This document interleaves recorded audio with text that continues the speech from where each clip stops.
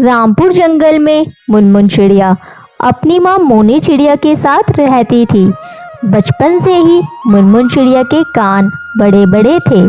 अपने बड़े कान होने की वजह से मुनमुन चिड़िया दूर से होने वाली बातों को भी सुन लेती थी। एक दिन पिंकी चिड़िया अपनी सास की बुराई लाली कवि से कर रही थी। उस समय मुनमुन चिड़िया अपनी डाल पर बैठी थी। दूर होने की वजह से पिंकी चिड़िया मुनमुन चिड़िया को देख नहीं पाती, लेकिन मुनमुन चिड़िया उन दोनों की बातें साफ साफ सुन रही थी। तू जानती है, मेरी सास बहुत ही खड़ूस है। दिन भर में मैं काम में लगी रहती हूँ। मजाल है कि मेरी सास एक काम कर दे, बस कमरे में बैठ के टीवी देखती रहती है। तू ठीक कह रही है पिंकी चिड़िया, मेरी भी सास ऐसी ही है। दिन भर बैठे बैठे गप्पे लड़ाती रहती है अपनी सहेलियों के साथ, और मैं घर में दिन भर काम करती रहती हूँ। जी में आता है सब छोड़ छाड़ के अपने मायके चली जाऊँ या अपनी सास से अलग हो जाऊँ। वो दोनों अपनी सास की बुराइयाँ काफ़ी देर तक करती रहती है। इस बीच मुनमुन चिड़िया बबली कवि के घर पहुँच जाती है। अरे कहाँ हो बबली कवि, जल्दी इधर आओ, तुम्हारी बहू के बारे में कुछ बताना है। बबली कवि अपनी बहू के नाम सुनते ही दौड़ी दौड़ी वहाँ आती है। क्या बात है मुनमुन चिड़िया, तुम मेरी बहू के बारे में क्या बताना चाहती है? तुम्हें पता है बबली कवि, तुम्हारी बहू तुमसे अलग होना चाहती है। आज मैंने सुना वो इस बारे में पिंकी चिड़िया से बात कर रही थी। वो तुम्हारी बहुत बुराई कर रही थी। तुम्हें तो पता ही है बबली कवि, मैं अपने बड़े बड़े कानों की वजह से दूर से पक्षियों की बातें सुन लेती हूँ। तभी लाली कवि वहाँ आ जाती है। दोनों सास बहू में लड़ाई शुरू हो जाती है। फिर मौका देख मुनमुन चिड़िया वहाँ से रफू चक्कर हो जाती है। इस तरह दिन गुजर रहे थे। एक दिन मुनमुन चिड़िया की माँ मोनी चिड़िया अपने पति मोनू चिड़िया से कहती है, सुनो जी, कब तक हम मुनमुन चिड़िया को अपने घर में बिठाए रखें? अब उसके हाथ पीले कर देने चाहिए। मैं भी यही चाहता हूँ मोनी चिड़िया, जल्दी से शादी हो जाए, पर क्या करूँ, जहाँ भी जाता हूँ मुनमुन चिड़िया के लंबे कान होने की वजह से मना कर देते हैं। अब सब ऊपर वाले के हाथ में है। जब उसकी मर्जी होगी तब हमारी मुनमुन की शादी हो जाएगी। इस तरह समय गुजरने लगता है। एक दिन मोनी के घर उसकी सहेली सुंदरी कवि आती है। आओ आओ सुंदरी कवि, कैसे आना हुआ? क्या बताऊं मोनी चिड़िया, मैं अपने बेटे कालू कौवे के लिए कोई संस्कारी चिड़िया ढूंढ रही हूँ। तुझे तो पता है आजकल की मॉडर्न चिड़िया के बारे में, शादी करते ही घर में आग लगाना शुरू कर देती है। अचानक मुझे तेरी बेटी की याद आई, फिर तेरे पास चली आई। मैं मुनमुन चिड़िया को अपने घर की बहू बनाना चाहती हूँ, लेकिन सुंदरी कवि, तुझे तो पता है मेरी बेटी मुनमुन चिड़िया के कान बड़े बड़े हैं।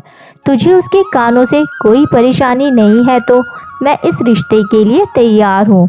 मुझे तो कोई ऐतराज नहीं मोनी चिड़िया, मुझे तो बस संस्कारी बहू चाहिए। कुछ दिनों बाद मुनमुन चिड़िया और कालू कौवे की शादी हो जाती है। मुनमुन चिड़िया अपने ससुराल में बहुत खुश रहती है। एक दिन उसकी सास उससे कहती है, मुनमुन बहू, चला चलकर शॉपिंग करते हैं, बहुत दिन हो गए शॉपिंग करने नहीं गए। दोनों सास बहू शॉपिंग के लिए जाने लगते हैं। जैसे ही वो घोंसले से बाहर निकलती है, मुनमुन चिड़िया को कुछ आवाज सुनाई देती है। दो पक्षी आपस में बातें कर रहे थे कि वो लोग आज बाजार में दंगे करेंगे। मुनमुन अपनी सास से कहती है, माँ जी, आज बाजार में दंगे होने वाले हैं, हम लोग शॉपिंग करने फिर कभी चलेंगे। अरे मुनमुन चिड़िया, तू पागल हो गई है क्या? ये अनाप शनाप बोल रही है। तुझे कैसे पता जंगल के बाजार में दंगे होने वाले हैं? माँ जी, आपको तो पता है मेरे कान बड़े बड़े हैं, मैं दूर की बातों को सुन लेती हूँ। अब ज़्यादा बहस मत करिए, जल्दी घर में अंदर चलिए। दोनों सास बहू घोंसले के अंदर चली जाती है। थोड़ी देर बाद कालू कौवे का फोन आता है। वो बताता है कि जंगल के बाजार में दंगे हो गए हैं, काफी पक्षी मारे गए। जब सुंदरी कवि अपने बेटे के मुंह से बात सुनती है तो मुनमुन को वो धन्यवाद देती है। इस तरह मुनमुन चिड़िया जंगल में आने वाले खतरे से पहले ही आगाह कर देती थी। वो अपने बड़े कान के लिए भगवान को शुक्रिया देती है। खुशी खुशी फिर वो जीवन बिताने लगती है। एक जंगल में पिंकी और मुनमुन नाम की दो बहनें रहा करती थी। दोनों बहनें अनाथ थी। उनके माता पिता की मौत कई महीनों पहले हो चुकी थी। एक दिन दोनों बहनें भोजन मांगने पड़ोसी के घर जा रही थी। तभी उन्हें एक सेब बेचने वाला नजर आता है। सेब ले लो सेब, कश्मीरी ताजे ताजे सेब ले लो, मीठे मीठे सेब ले लो। दीदी वो देखो ना, सेब बेचने वाला आया है, मुझे बहुत भूख लगी है, एक सेब खरीद दो ना। कैसे खरीदूं पिंकी, सेब खरीदने के लिए पैसे भी नहीं है। तू जिद मत कर, मेरे पास सेब खरीदने के लिए 1 रुपए भी नहीं है। एक बार मेरे खातिर उससे मांग के देखो ना, शायद वो हमें सेब दे दे। अपनी बहन की बात मानकर मुनमुन चिड़िया सेब वाले के पास जाती है। सेब वाले अंकल, मुझे एक सेब चाहिए, ये लो ताजे ताजे मीठे मीठे सेब, सीधा कश्मीर की वादियों से लेकर आ रहा हूँ। एक सेब का दाम तुम्हें 10 रुपए देना होगा। ये सुनकर मुनमुन चिड़िया उदास हो जाती है और उससे कहती है, लेकिन अंकल मेरे पास 1 भी रुपए नहीं है। मेरे मम्मी पापा हमें कई महीनों पहले छोड़कर चले गए। मेरी छोटी बहन भूखी है और वो सेब खाने की जिद कर रही है। अंकल हमें एक सेब दे दो ना। इतना कहकर मुनमुन वहाँ से जाने लगती है। तभी कालू कौवे को मुनमुन और उसकी बहन पर दया आ जाती है। ये लो बेटिया सेब, तुम्हें इसके पैसे नहीं देने की जरूरत है। ये कहकर वो सेब उन्हें दे देता है। फिर पिंकी चिड़िया सेब को लेकर बड़े गौर से देखने लगती है। अरे पागल, तू इसे इतने गौर से क्यों देख रही है? तुझे भूख लगी है ना, जल्दी से खा ले, मैं इसे नहीं खाऊंगी। मुनमुन दीदी, मेरे दिमाग में एक आइडिया आया है, क्यों ना अपने घर के पीछे जो खाली जमीन है वहाँ इसे सेब को बो देंगे। वहाँ फिर एक बड़ा पेड़ उगेगा और वहाँ बहुत सारे सेब लगेंगे। जब हम उन्हें तोड़कर जितना मन चाहे उतना सेब खाएंगे और बचे हुए सेब को बेचने के आएंगे। बिल्कुल पागल है पिंकी, ये सब जादू ही दुनिया में होता है, असल जिंदगी में ऐसा कुछ नहीं होता। लेकिन पिंकी चिड़िया अपनी बहन की बात नहीं मानती और उस सेब को मिट्टी में दबा देती है।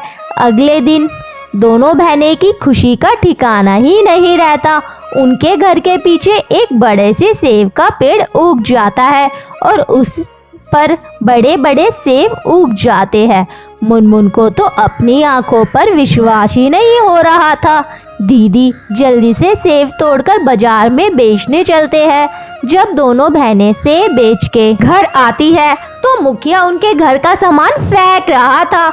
मुखिया जी, ये आप क्या कर रहे हैं? आप हमारे घर का सामान क्यों फेंक रहे हैं? अब से ये घर हमारा है। तेरे बाप ने मुझसे कर्ज लिया था और बिना चुकाए मर गया। चलो आप दोनों भागो यहाँ से। मुनमुन अपनी बहन को लेकर सेब के पेड़ पर बैठ के रोने लगती है। पिंकी मेरी बहन, अब क्या होगा? अब हम दोनों बेघर हो गए, कहाँ जाएंगे? सर छुपाने के लिए हमारे पास कोई छत नहीं। काश हमारे मम्मी पापा जिंदा होते तो हमें ये दिन नहीं देखने पड़ते।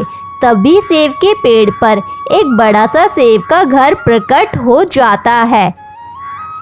बच्चों, तुम दोनों को रोने की कोई चिंता नहीं करनी, कोई जरूरत नहीं है। आज से तुम दोनों मेरे जादुई सेब घर में रहोगी। और उस सेब घर को देख के दोनों बहनें खुश हो जाती है। खुशी खुशी उस जादुई सेब घर में रहने लगती है।